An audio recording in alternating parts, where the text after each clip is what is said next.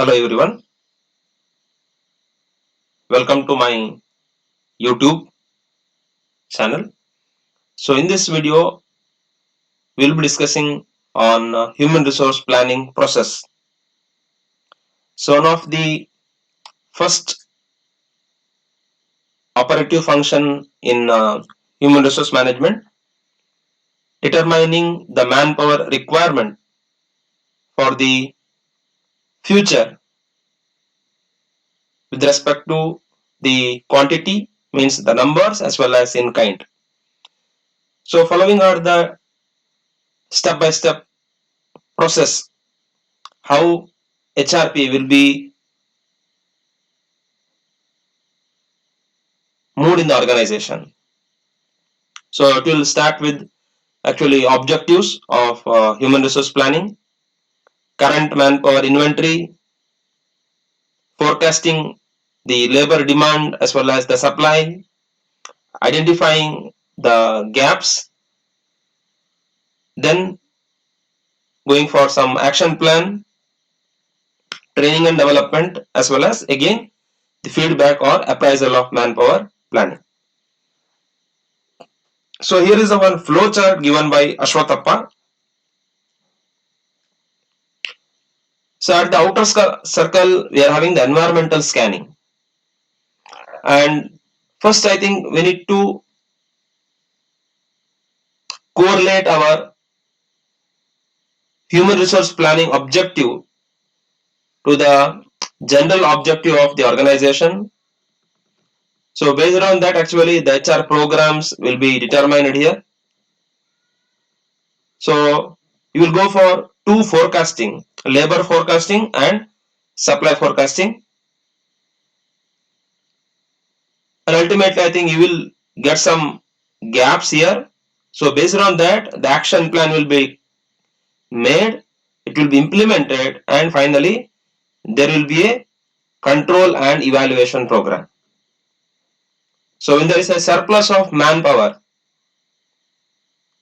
ಅಂದ್ರೆ ನಿಮಗೆ ಅಗತ್ಯಕ್ಕಿಂತ ಒಂದು ಹೆಚ್ಚಿನ ಅಲ್ಲಿ ಎಂಪ್ಲಾಯೀಸ್ ನಿಮ್ಮ ಕಂಪನಿಯಲ್ಲಿ ಕಂಡು ಬಂದ್ರೆ, so you should take these actions. Restricted hiring, you need to put some kind of restriction on the hiring, you need to reduce the working hours, or you need to go for VRS option, as well as we can go for layoff. When there is a shortage, there will be no other alternative. Definitely you need to go for search of new prospective candidate for your organization, and that will be in the form of recruitment. So one by one we will discuss. See, at the outer circle, I told environmental scanning will be done. So you need to see that which are the things are happening in the environment, because the company is an integral part of the environment or surroundings. So the environmental factors, especially the internal environmental factors or the external factors, all these will affect on the functioning of business as well as on the functioning of HRM. So it may be your economic condition, the political environment, or the technological changes are happening in the environment, or the competition, the socio and cultural environment, the physical environment, as well as the market conditions. So in view of this environmental scanning, so first process in the human resource planning is determining the objective of your manpower planning. So as I told, manpower planning actually ensures the best fit between employees and jobs while avoiding the shortage as well as surplus. So you should have an optimum workforce in your organization. So here, when you fix some objectives, actually it should be integrated with the overall organizational objectives. So you should not deviate the objective of your organization. So HRP should be more concerned with filling the future vacancies with the right kind of people. Second one, analyzing the current manpower inventory. This is very important here. So here, if your objective should be like growth and expansion, so definitely your human resource planning should be support to that particular objective. Next, you need to analyze your current manpower inventory. So the main purpose of analyzing this particular current manpower inventory to avoid the understaffing or overstaffing. So it refers to the assessment of the present and potential qualification of the present employees qualitatively and quantitatively. Means the number of workers or employees in your organization at present, both in number as well as kind, will be analyzed here. Third one is very important, going for demand forecasting. So whenever we need to purchase the raw material, usually I think for the next 1 or 2 years, usually company will go for forecasting based on the previous or past trends. In advance, they need to place the order to the suppliers so that suppliers can be ready with the materials for the supply. So it is a process of estimating the organization's quantity as well as the quality of the future workforce. So demand forecasting must consider both internal as well as the external factors. So the company's financial position, the production level, and the employment policies, and the new product and services, as well as the external factors, maybe the local and global competition, the economic condition, the political environment, and the regulatory framework. So you need to compliance with the regulatory environment here. So it project how business needs will affect the HR needs using both actually qualitative as well as the quantitative technique of forecasting. Now before we will proceed with the techniques, there are some factors are affecting for demand forecasting, like the employment trend. We can see that for certain year, I think we had the trend of like engineering students or engineering graduates coming out from that particular graduation, commerce, management. So what kind of a trend we are having in the market? Next, the replacement need. So these are the reasons it will create the vacancies or there will be a demand for the workforce. So replacement will demand when there is death or resignation and termination of employees. And third factor is the absenteeism. Absenteeism actually it is a situation when employee fails to report to the work when it is scheduled to work actually. So if the rate of absenteeism is increases, definitely you need to find the replace. So the formula for the calculation of rate of absenteeism, man days lost due to absenteeism upon man days worked plus man days lost, as well as the company's expansion and growth plans and your workload analysis. So this will be again studied in quantitative methods. Now coming to the techniques of demand forecasting, there are two main categories, qualitative technique and quantitative technique. Now qualitative technique merely based on some assumptions or some discussion actually. So in that the first one is managerial judgment. It's like one kind of a brainstorm session where the executives they are sharing their ideas and the ideas will be listed and it will be presented and a master list will be complied so that everyone can refer back to them. So here we have two approach in the managerial judgment. Bottom up approach where line managers submit their future demands. Top down approach where top management decides the companies as well as the department's future workforce demand. Second one, it's much refined method, we can say Delphi technique.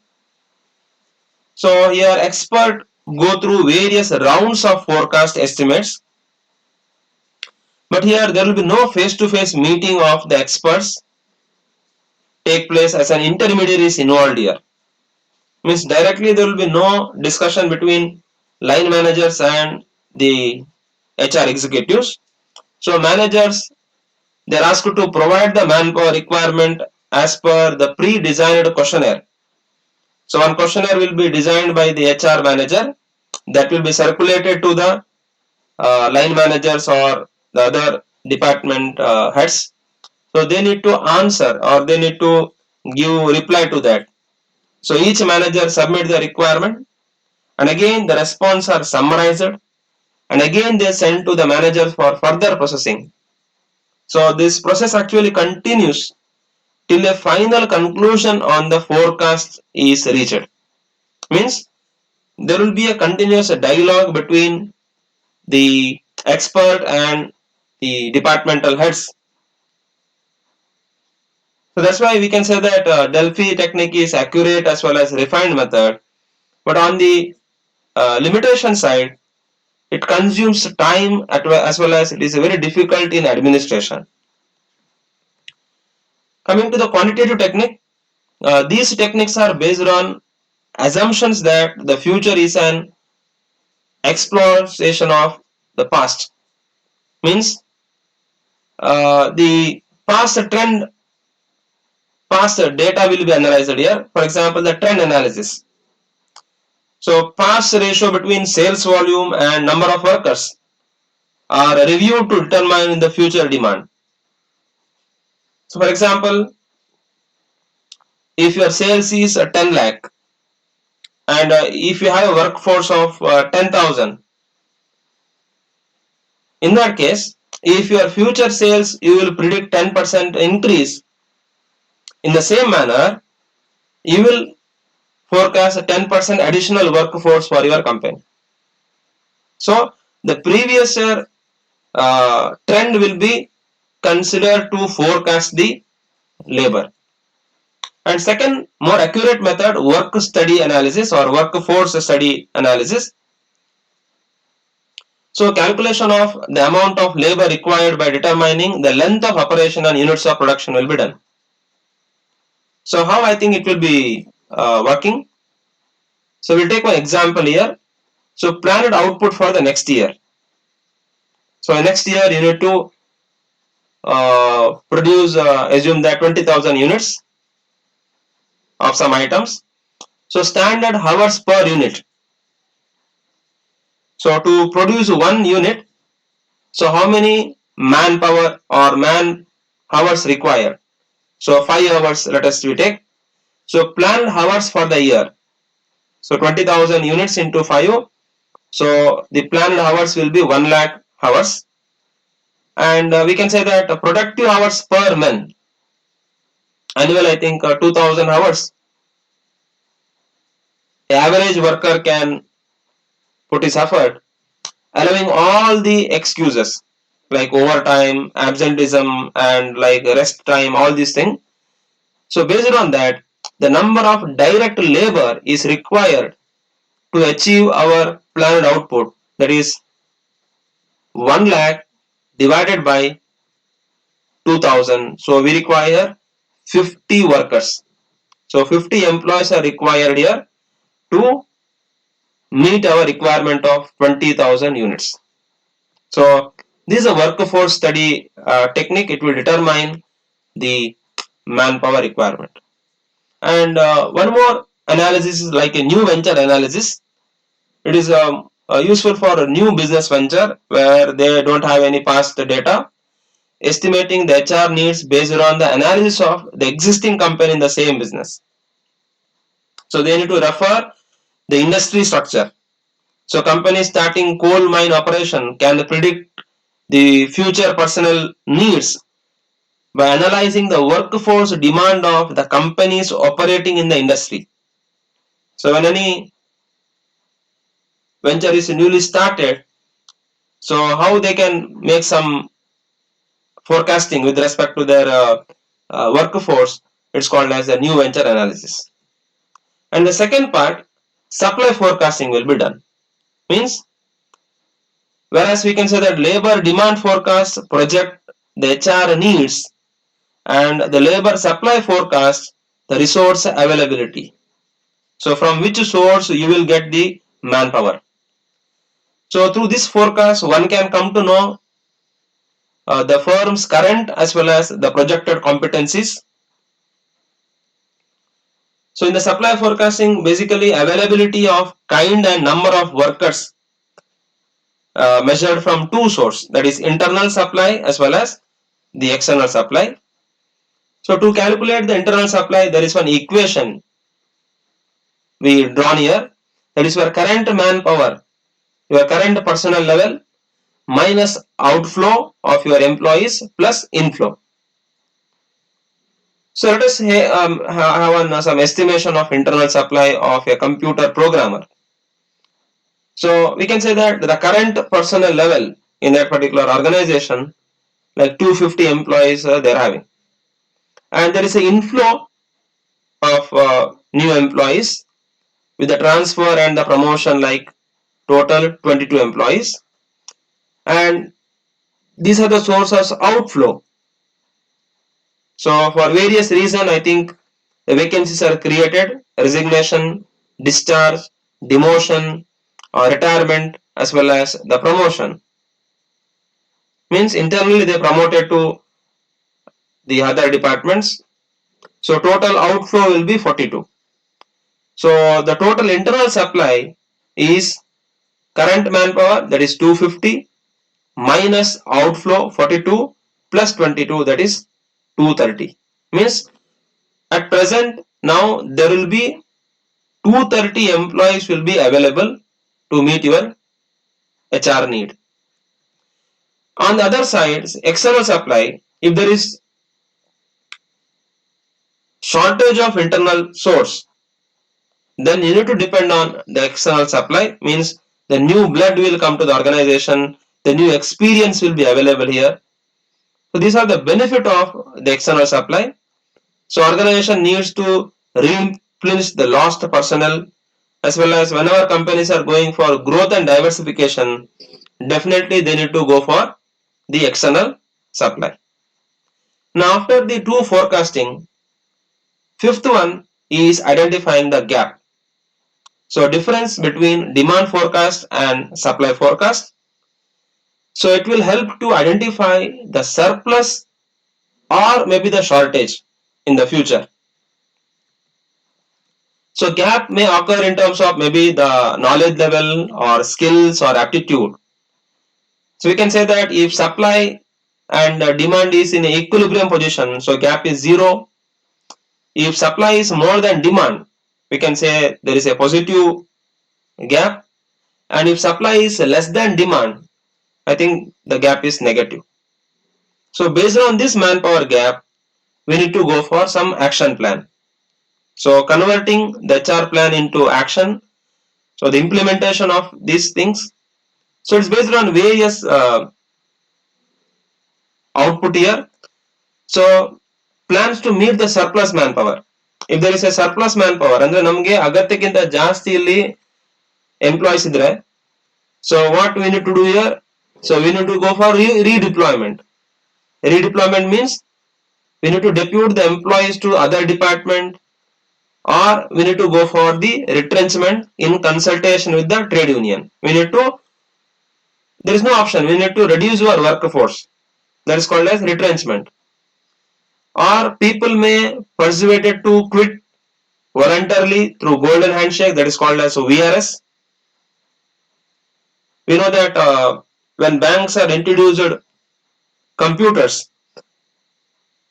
we know that if we have 100 employees, if we introduce computers, definitely we don't require 100 employees. We can get the same work with the help of 50 workers or 50 employees here. So remaining 50 employees will be surplus. So the action plan, you need to take retrenchment or maybe the VRS. If there is any shortage, Definitely that can be met through like recruitment, selection, transfer, as well as the promotion. So this is the one strategic HR initiatives. So which are the action plan or implementation will be done for a manpower shortage and surplus. So whenever you are having a shortage, so ನಿಮ್ಗೆ demand ಒಂದು 10,000 employees ಇದು ಉಂಟು, but ನಿಮ್ಮ ಹತ್ರ ಇರುವಂತದ್ದು 8,000 ಅಂತಾದ್ರೆ, so how will meet that shortage? So strategies for the shortage: recruitment, or you can offer some incentive to postpone the retirement. You can get the work from actually retirees, so rehire them, as well as attempt to reduce the turnover. So work the current staff overtime. So if there is no other option, definitely I think the current staff, they need to work for overtime. Subcontract the work. You can go for outsourcing. Hire the temporary employees, as well as redesign the job. It is called as business process re-engineering. Means making some adjustment in the job, that is called as maybe job enlargement or job enrichment.